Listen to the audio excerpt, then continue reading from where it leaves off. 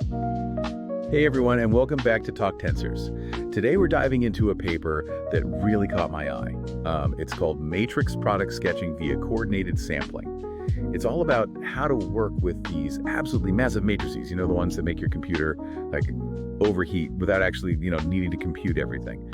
Yeah, and this paper is super interesting because it's exploring a whole new approach, right? Like it's going beyond that classic linear sketching, and it's particularly useful when you've got data that's spread out across different systems that can't really talk to each other directly. So before we get, too deep into the weeds here, I think it would be helpful to step back for a sec. Why is multiplying these giant matrices so important in the first place? Like, what's the real world impact of this, mathematical challenge? Well, if you think about it, like matrices are the backbone of so much of what we do in machine learning and data science. They're used to represent, I don't know, pretty much everything from images and text, all the way to user preferences on a website. Exactly. And so many crucial tasks, even just training a machine learning model rely on some kind of matrix multiplication, right? Exactly right. Yeah. So you can see how when these matrices get truly massive, like the ones we see in, let's say, large language models or recommendation systems, well, it becomes a computational nightmare to deal with. Yeah, I can definitely see that. And that's where this idea of sketching comes into play, right? Like hmm creating these smaller, compressed versions of these massive matrices that still kind of capture the main information. Right. Like instead of reading, I don't know, the entire War and Peace, you just read a summary, like Spark Notes. It's kind of like that. Okay, that makes sense. So the sketching thing isn't totally new, right? There's already like that classic linear sketching approach. Could you give us a quick rundown of how that works? Sure. So the main method for linear sketching is something called the Johnson-Linden-Strauss transform. It's a fancy name, but the idea is, well, it's actually pretty straightforward. Imagine you're shining a light on a 3D object, right? You get a shadow, right? That shadow is 2D, but it still tells you something about the shape of the object, right? It's kind of like that with this transform. You're projecting a high-dimensional matrix onto a lower dimensional space. So you're basically creating a sketch that's smaller, but still gives you an idea of what that original data looked like. So it's like compressing a file. Yeah. Right? You're making it smaller to work with, but you might lose a little bit of detail in the process. Yeah. But this paper is proposing something different, right? They're not just doing linear projections. Exactly. This paper is all about sampling, right? Oh, Instead of projecting the whole matrix, what if we just carefully chose certain rows to create our sketch? I mean, if we can pick the right rows, the ones that, hold the most important information, we might be able to get a really good approximation of what the full product would be. okay, that sounds, well, pretty simple. What's the catch? Well, the hard part is figuring out which rows to sample, especially when you've got these sketching setting scenarios where the systems that are handling each matrix can't actually talk to each other. Ideally, you'd want to sample based on the magnitudes of the rows, kind of like picking, the heaviest books off a shelf. But if each system can only see its own matrix, well, it doesn't have the full picture to make the best decisions, right? Ah, that's a great analogy. So it's like trying to, learn a dance routine with a partner, but you can only see your own moves and not theirs. It'd be pretty hard to stay in sync, right? Exactly. And that's where this whole idea of coordinated sampling comes in. What if we could use something like I don't know, a shared random it's kind of like a secret code that both systems know to guide the sampling process. So even though they can't directly communicate, they're still connected by this shared information. So it's like two friends picking books from a library, but they both secretly love the same authors, right? They might end up picking some of the same books, even if they don't actually talk to each other. That's exactly it. And the specific method they focus on in this paper is called priority sampling. All right, I'm all ears. Tell me all about this priority sampling. How does it actually work? Okay, so picture it like this. You have this giant spreadsheet representing your matrix, right? Each row has this hidden value that represents its magnitude, how important it is. Got it. So bigger magnitude means more important, right? Exactly. And then with priority sampling, what you do is you assign each row a random priority, kind of like giving each row a lottery ticket. Wait, random. But how does that help us pick the most important rows? Okay, so here's the clever part. Rows with those bigger magnitudes, the more important ones, they're actually more likely to get assigned higher priority tickets. So it's like a weighted lottery where the heavy hitters have a better chance of winning. Oh, I see. So even though it's random, there's still this bias towards picking the rows that are kind of carrying the most weight. Exactly. And then at the end, you just keep the top K rows with those highest priority tickets. That's your priority sample. Wow, I love how this all comes together. So even without talking to each other, both systems have a pretty good chance of selecting those high priority rows, right? And it's all thanks to that shared random seed. It's like some kind of like algorithmic magic trick. Yeah, it really is pretty clever. And the best part is that it actually works. The authors have even proven it mathematically. They show that even in the worst case scenario, this priority sampling method is just as accurate as using the Johnson-Linden-Strauss transform. No way. Yeah. So we're not sacrificing accuracy just to gain some speed and efficiency. That's amazing. But there's something else that makes this method even better, right? I mean, it works particularly well for sparse matrices, and that's super important in real-world data. You got it. A lot of real-world data is sparse, meaning that most of the entries in the matrix are actually zeros. So think about like text analysis, right? You have a matrix representing a bunch of documents. Each row is a document and each column is a word. But most words only appear in a few documents. So that matrix is going to be mostly zeros. Right, right. I get it. So how does this priority sampling take advantage of that sparsity thing? Well, because priority sampling only actually stores the non-zero rows that it picks, it's super efficient when you're dealing with sparse data. It's like packing a suitcase for a trip. You only bring the clothes you're actually going to wear, right? But with linear sketching, you're stuck projecting the entire matrix, even all those zeros, which means you end up with much bigger sketches. So with sparse data, you get both smaller sketches and potentially even better accuracy. That's like a win-win situation, right? It is. And they even show in the paper that for matrices with like only 2% non-zero entries, which isn't even that uncommon, priority sampling could be 50 times more space efficient than linear sketching. That's a pretty big deal, especially when storage and communication are so important these days. It definitely is. But this paper isn't just about like some cool theory, right? They actually put their method to the test on some real-world problems. Absolutely. They focused on two main areas. First, distributed linear regression, which is, like a fundamental machine learning task that's used for everything from predicting house prices to understanding customer behavior. And they showed that priority sampling can actually significantly outperform linear sketching in that domain, especially when you're dealing with, you guessed it, sparse data. So we're talking faster and more efficient training for our machine learning models. That's huge. But wait, there's more. Right. They also applied this to the attention mechanism in transformers. You're on fire today. That's right, they did. They used priority sampling to approximate the attention mechanism in those super powerful transformer-based language models. Attention is how the model focuses on the most important parts of the input. Well, it turns out that it involves calculating these massive matrices that represent relationships between words or concepts.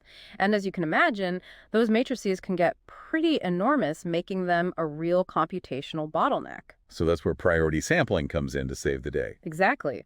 By sketching those attention matrices, they showed that you can cut down on the computational cost without losing too much accuracy. Wow. So we're talking about potentially making these powerful language models more efficient and accessible to everyone. That's pretty impactful research. It is, and it shows how even these seemingly theoretical advances in algorithms can actually have big real-world impacts on the AI systems that we all use every day. Okay, before we move on to our novel notions segment, can we just do a quick recap?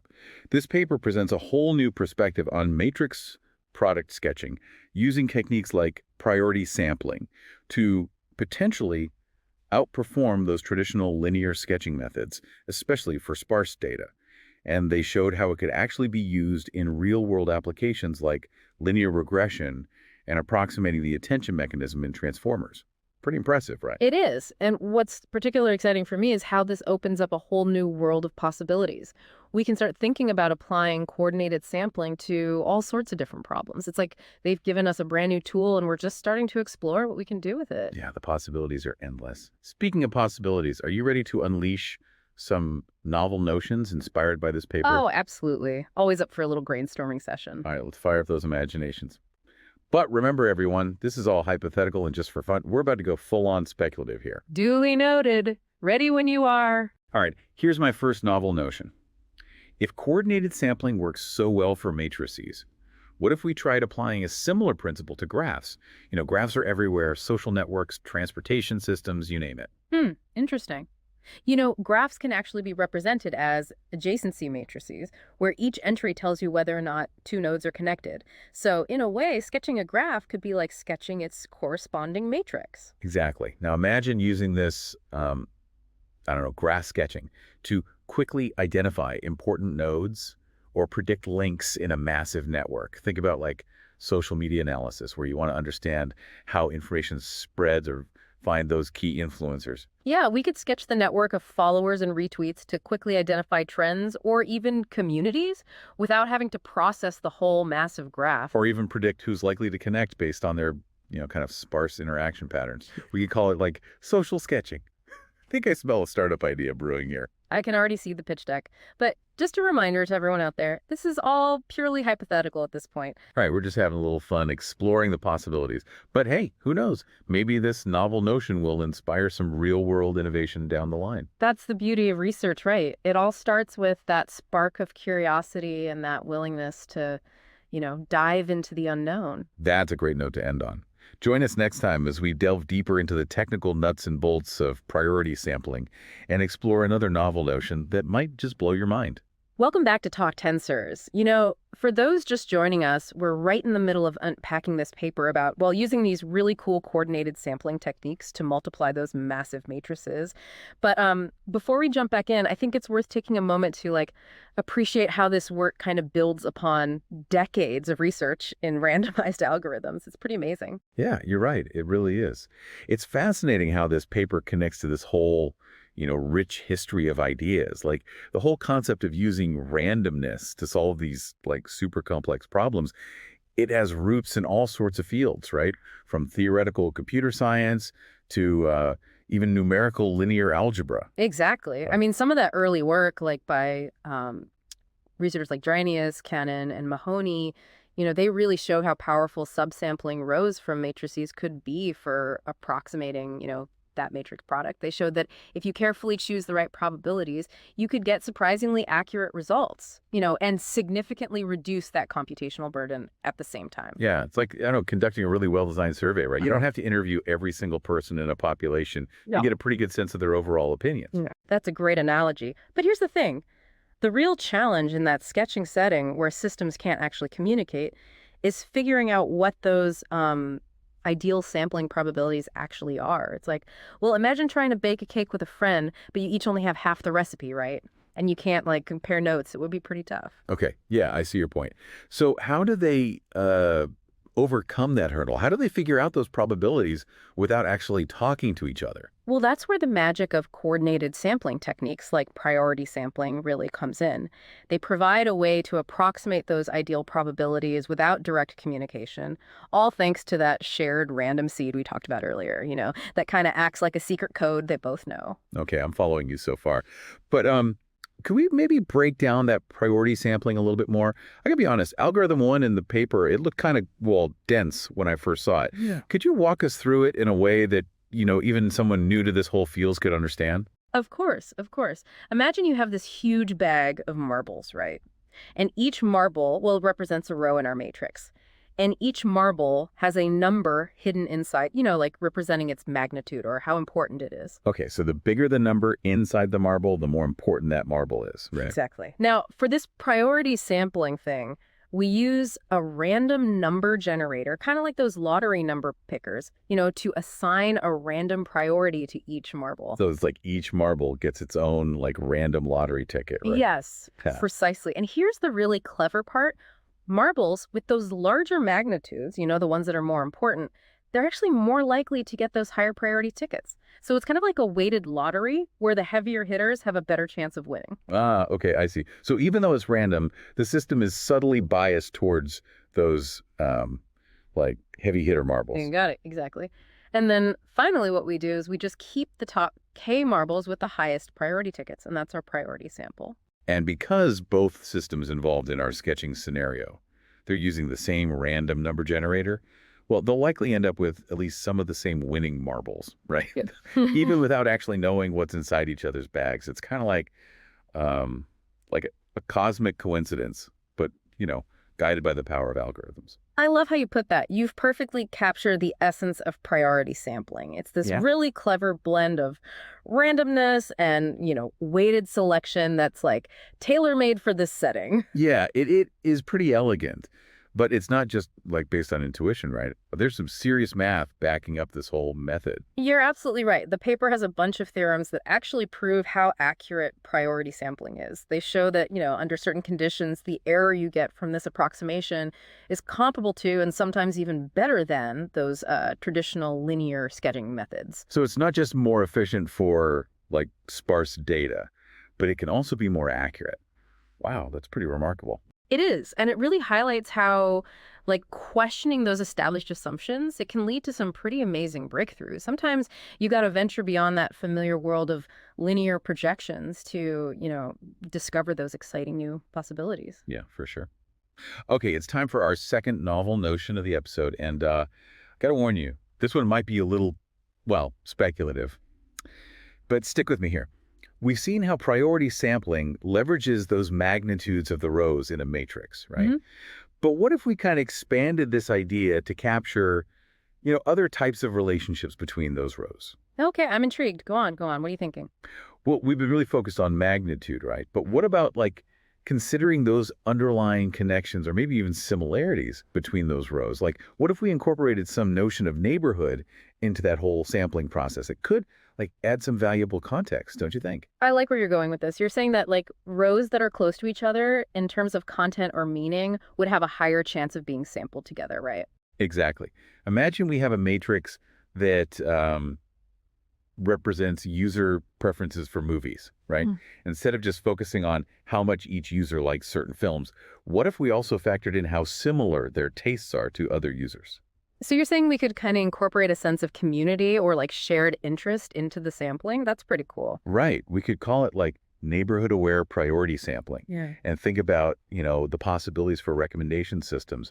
You could create these sketches that capture not just individual preferences, but also like that whole network of relationships within a user community. That's a great point. It could lead to recommendations that are not only accurate, but also more diverse and surprising. Users might discover these hidden gems that they wouldn't have even thought of before. And think about, applications beyond recommendations. Hmm. This idea could be applied to any field where understanding those connections between like data points is crucial from, I don't know, social network analysis to even pattern discovery in gene expression data. I mean, the potential is huge. Of course, like all of our novel notions, this is really just a starting point, right? There are tons of challenges ahead, defining those appropriate measures of neighborhood and developing efficient algorithms, and of course, rigorously proving those theoretical guarantees. But that's all part of the fun, isn't it? Yeah, totally. That's what makes research so exciting, pushing those boundaries of what's possible and exploring those uncharted territories. Who knows what we'll discover? Well said. And I think we've given our listeners plenty to think about. Welcome back to Talk Tensors. As we wrap up our deep dive into this paper, I got to say, I'm really impressed by how they've managed to bridge that gap between that really abstract theory and those actual real world applications. It's pretty cool. Yeah, it's not every day you come across research that's both mathematically rigorous and, practically relevant. The authors clearly put a lot of thought into making this work accessible to a wider audience, which is great. For sure. I especially appreciated, how they connected that concept of sketching to something as simple as reading a SparkNotes summary, right? It really helped me wrap my head around what they were trying to achieve. And those real world examples they gave, speeding up those machine learning models and making those language models more efficient. I mean, that's where the real impact of this research becomes, really clear. Absolutely. And it's exciting to think about how this kind of approach could be applied in, even more fields beyond what they covered in the paper. Yeah. I can see it being really valuable in, I don't know, bioinformatics, where they're dealing with those massive genomic data sets. Oh, for sure. Or even in fields like finance, right?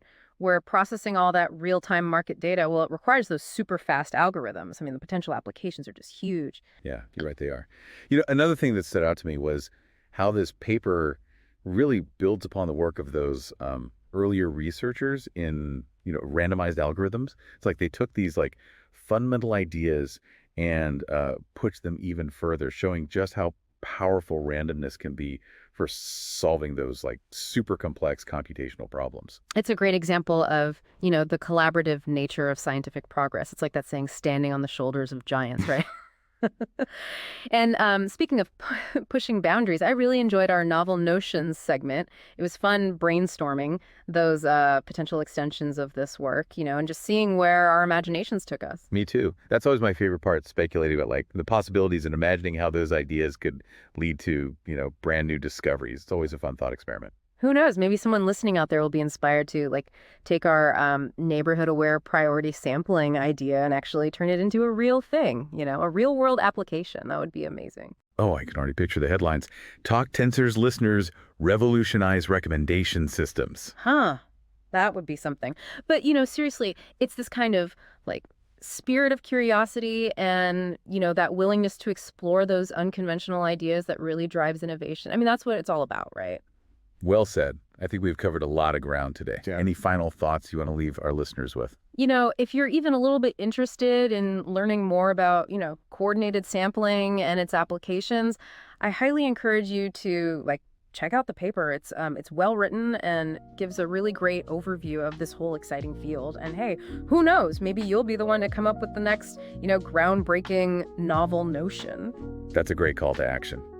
And if you're feeling inspired, be sure to check out that link to the paper in our episode description.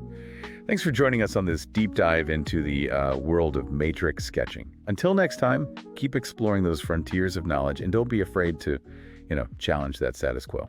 Yeah, be researching, everyone.